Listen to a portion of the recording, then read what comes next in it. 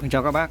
Hôm nay em làm clip để quay cho các bác xem review cái con Vespa mà khách hàng gửi cho bên em nhờ hỗ trợ sửa chữa.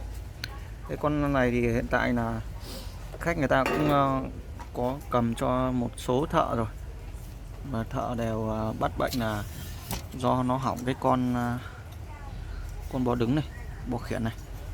Nhưng cái bo khiển này thì thực tế ra là nó rất là khó tìm để thay.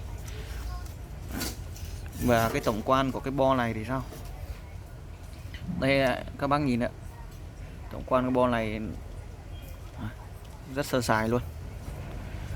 Ở đây là vị trí lắp rơ le thì họ cũng cắt giảm bớt đi. Đấy, cắt bớt cả rơ le đi này. Đấy, và hoàn toàn là những cái linh kiện này là linh kiện dán, họ dán, nên là cái khi mà mình sửa nó cũng khá là khó. Đây là cái phần nguồn này, nguồn 24V này. Đây, cái máy này thì thực tế ra những cái dòng IGBT mà các bác mua mà các bác không được xăm vỏ đấy, thì khi mình hàn nó khá là ngọt.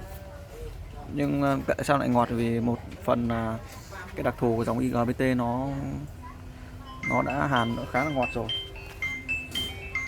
và thứ hai là họ có thể kích khỏe lên.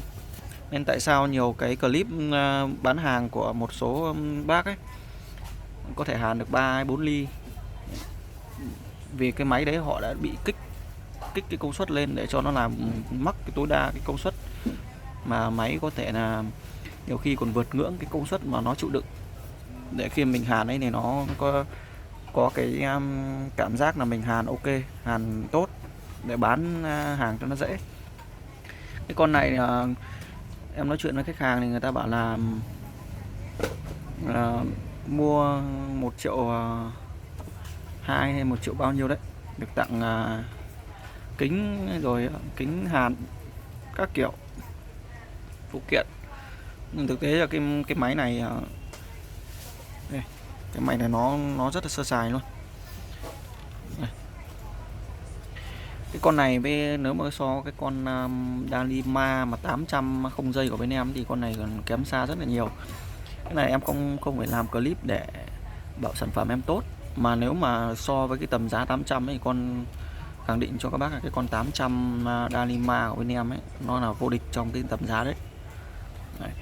Còn nếu chẳng hạn các bác nào mà mua những cái con máy nhỏ này, máy nhỏ kiểu vào máy hàn mini trên thị trường nó tầm khoảng triệu 2 ấy, các bác thử mở cái ruột của nó ra, các bác thử so sánh xem cái bo của các bác ấy, nó có được như thế này hoặc là hơn không, để các bác comment dưới phần bình luận giúp em nhé.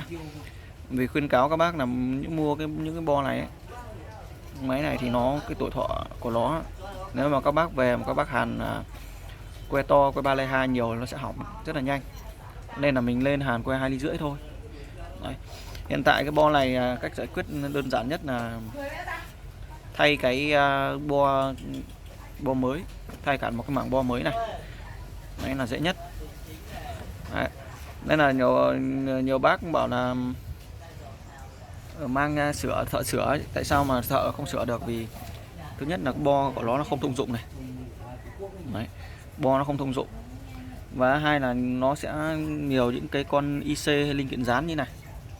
Đấy, tìm rất là khó, nên là cái vấn đề sửa chữa nó coi như là các bác dùng là các bác thay cả bo luôn nếu mà các bác bị hỏng. Đấy. Đây các bác nhìn là những cái bo là con này nó dùng 2 con IGBT nhá. 2 IGBT. Đấy. Đây là cái clip của em làm. Còn các bác nào mà có cái máy mà nhỏ xinh như này ấy, các bác thử mở ra xem là nó chạy bao nhiêu IGBT. Đây, IGBT nó phát hiện như này. Đây. Ở ngược này nó có ấy này. Đây thợ người ta cũng sửa IGBT. Đây là cái dãy diode này. Còn đây IGBT nó 2 con này. Thì bên em mà có cả dòng 4GBT và dòng 2GBT. Dòng 2GBT là hiện tại con Dalima của bên em là 800 là không có dây, một máy nguyên này không có dây. Còn nếu các bác muốn mua dây thì có thể liên hệ cho bên em. Dây đồng các bác muốn bao nhiêu mét cứ yêu cầu bên em gọi cắt riêng cho các bác.